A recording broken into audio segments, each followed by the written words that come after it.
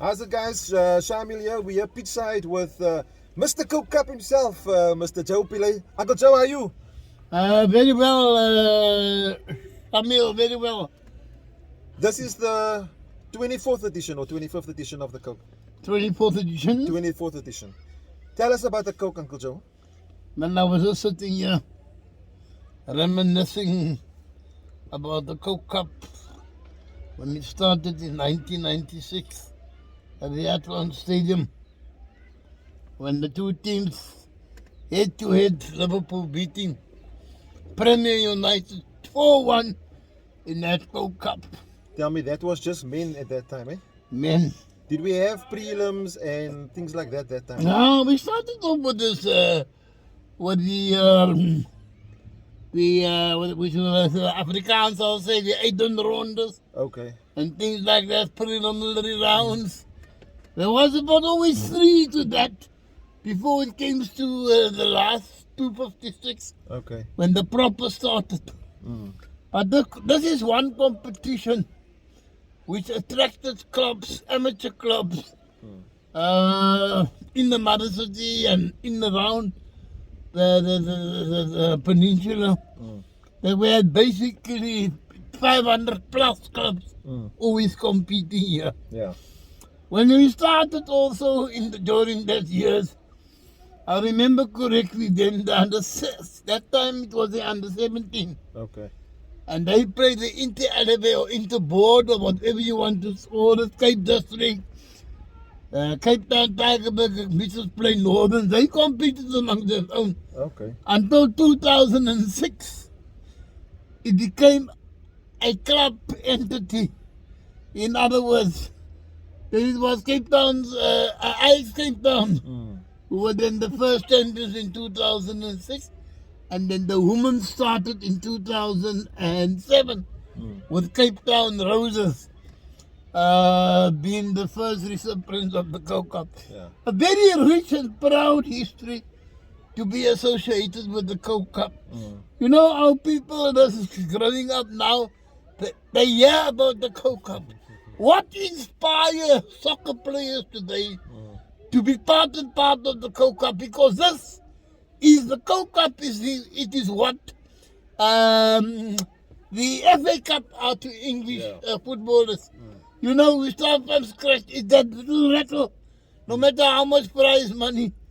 Today, the men and there's a huge difference in prize money. Yeah. The men get 35,000 sackaroons, and if you want to look at the ladies 20,000 for the championship, and the boys, because the boys complained.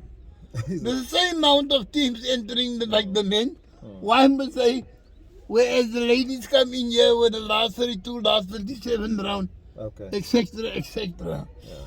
But this is our Cape Town's richest ever amateur competition. Okay. And I can tell you, it's one of the best in the country. It's one of the best because it is played by the masses. And it aroused plenty of interest in communities, etc. I'm sitting here and I'm thinking to myself, wow, look at 2021. We thought 2019 with COVID was bad. This is bad. We only have 600 plus vaccinated spectators here in the sports ground here today. I look at the deserted place. Nowhere has the Coke Cup final been like this. The Coke is also an atmosphere. It draws a carnival atmosphere to our culture of football. It has been covered not only the print media, the social media, and there's competition. There's even competition amongst the media guys because why? They want to bring out their own spread. That is what the Coke Cup does. It motivates people. It doesn't only motivate players. It motivates administrators, fans, etc., etc. Today, we could see Reykjavik joining the fray of Jamestown and Overpark Premier United as clubs to have made it into the top, into the three scalps, in other words, 3 trophies of Coke Cup triumph in their history since 1996. So if Rijksdal won the cup twice already. They won it twice. They won it in 2006 and 2017 Okay. against one club, and that was against Nova Park. Okay. Yes. Now, Dynamos is a completely new outfit. They come from Helderberg, LFA. Then Dwale in the Strand. They have produced one of the greatest soccer upsets, if you may call it like this way, Okay. on that part. Today will be the real test for Dynamos. Whether they can stand the ground and match the cup pedigree of Rijksdal. Okay. Rijksdal is a cup side. They've been there. They've been involved in many things. Playoffs, Coke Cup semi-finals, the work. They've gone through quite a thing. Yeah. We don't know Dynamos. Okay. Today we're going to see the real Dynamos. Whether they will have the character to come up and stood up and say, listen, yes, you have competed amongst the best.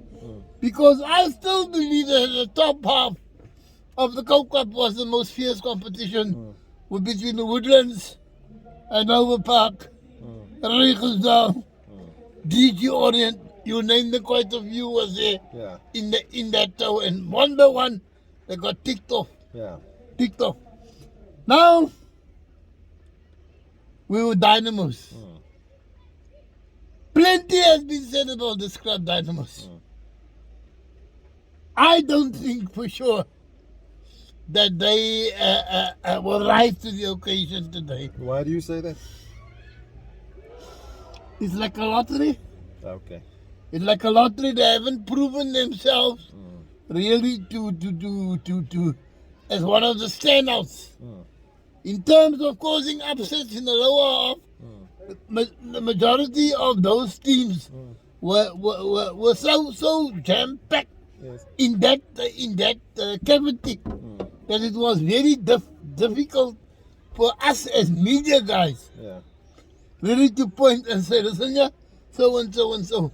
But to be honest with you, over my experience of Coke Cup, of the Coke Cup, and as a soccer journalist for over 40 years, I couldn't find anything that could tell me that Dynamos is the club that will maybe cause a few bombs for Rijksdal. Rijksdal plays a complete one-touch football. They have players there that have been playing for them for the Coke Cup for the last 2-3 years. Okay. You got Cody there. You got Joesph Abrams. Great guys. Yeah. They have been there. They have carried this team. Yeah.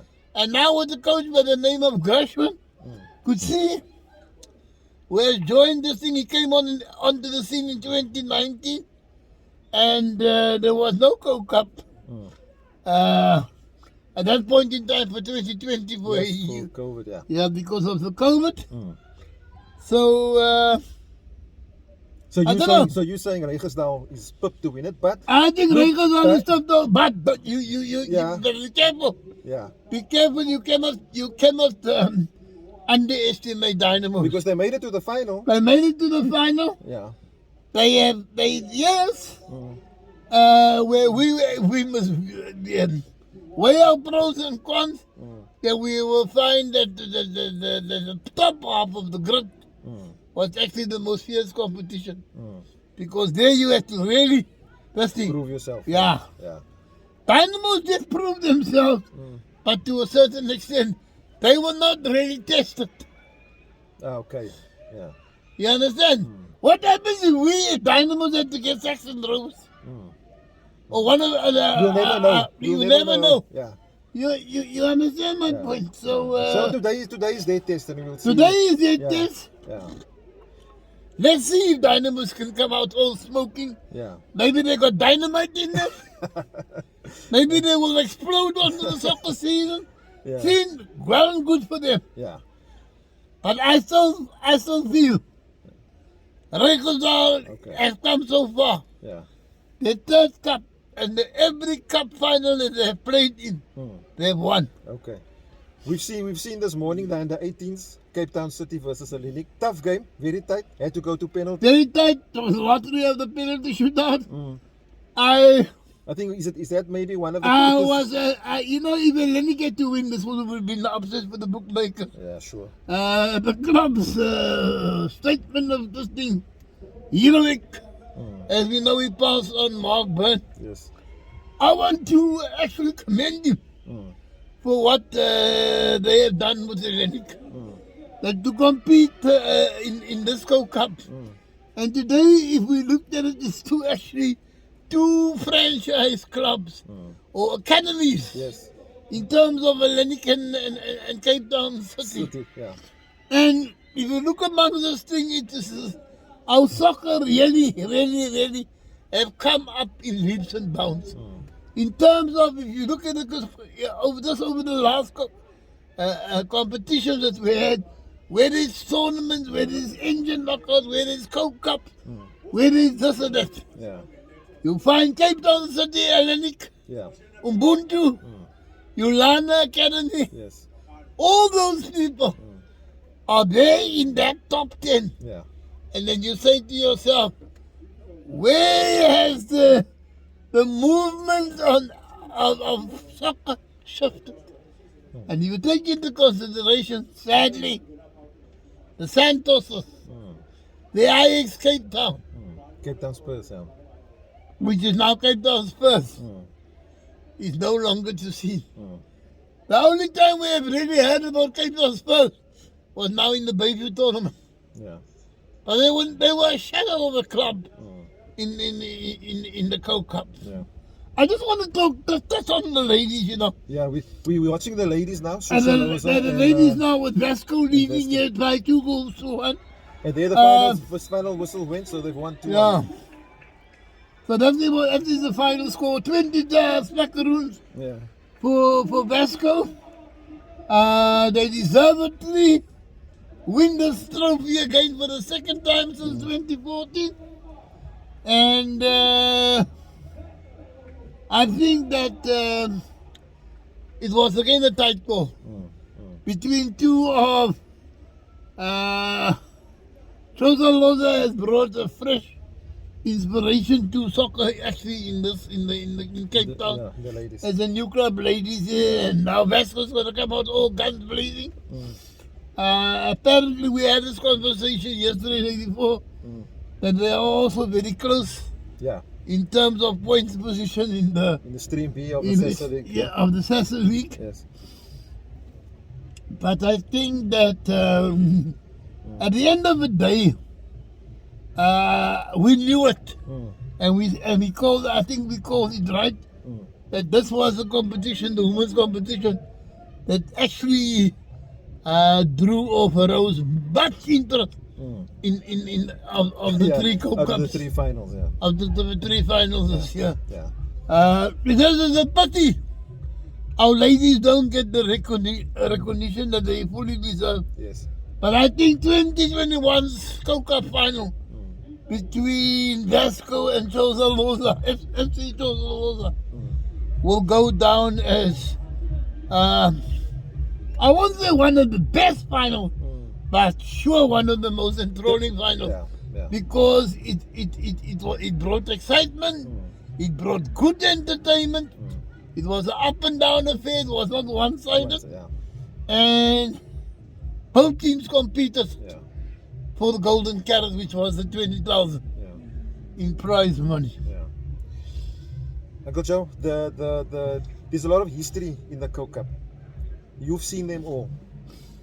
Can you just quickly, before we end, give us just highlights in terms of your opinion, in terms of best football played at the final, most deserved? I suppose all winners are deserved winners because they made it to the final. You know,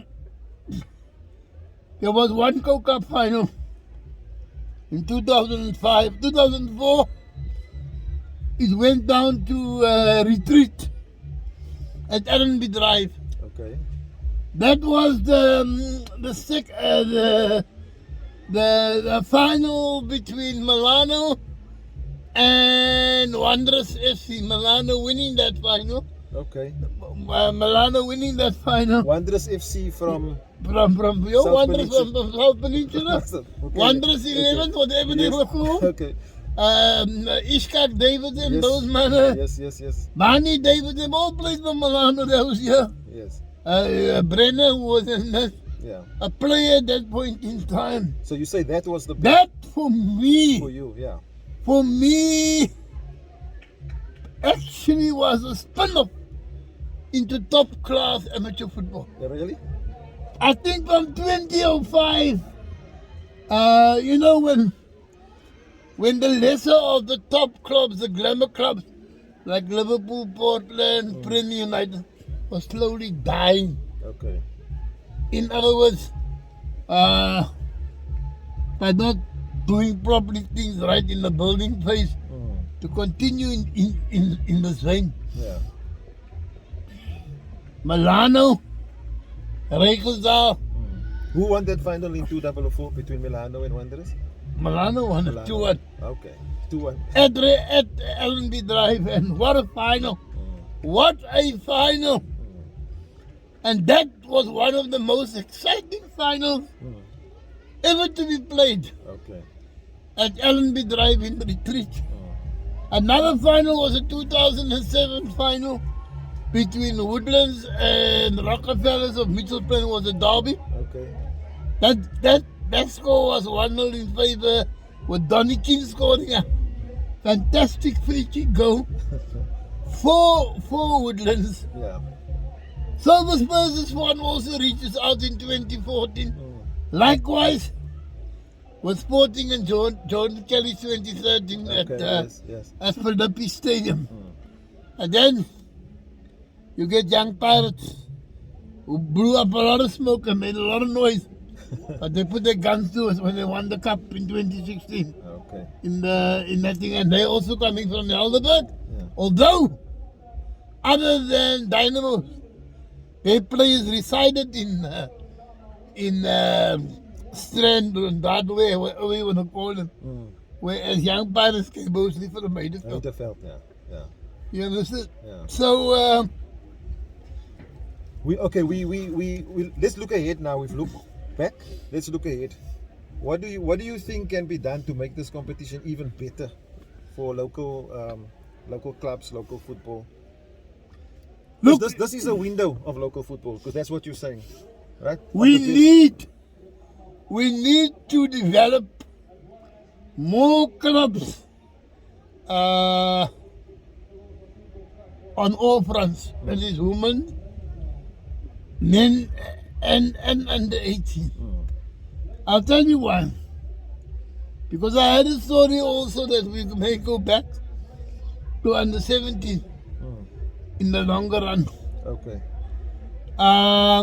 Why do I say that across the board is that we need to develop play? If we are going to become too stagnant, football will die a slow death. Sure. We really need to put out the focus in course of developing the football, because the Gold Cup don't need any marketing. Yeah. The 24 years has been done of marketing already. Okay. It produces the goods time and again. It is the clubs that must come to the party, the administrators in South Cape Town, to make sure that this lucrative competition continues to create and generate the interest of the public. Okay. Right, guys. Uncle Joe, that's going to be it for us. Thank you for sharing your thoughts and years of wisdom with regards to the Coke. And yeah, guys, that was Mr. Joe Pillay, also known as Mr. Coke Cup. I hope you enjoyed it, to get a little insight of the man himself. And yeah, Mr. Joe Pillay, we wish you still many years of Coke Cup to share with us and be there for us, to guide us and give us your advice. Thank See you you. later. Best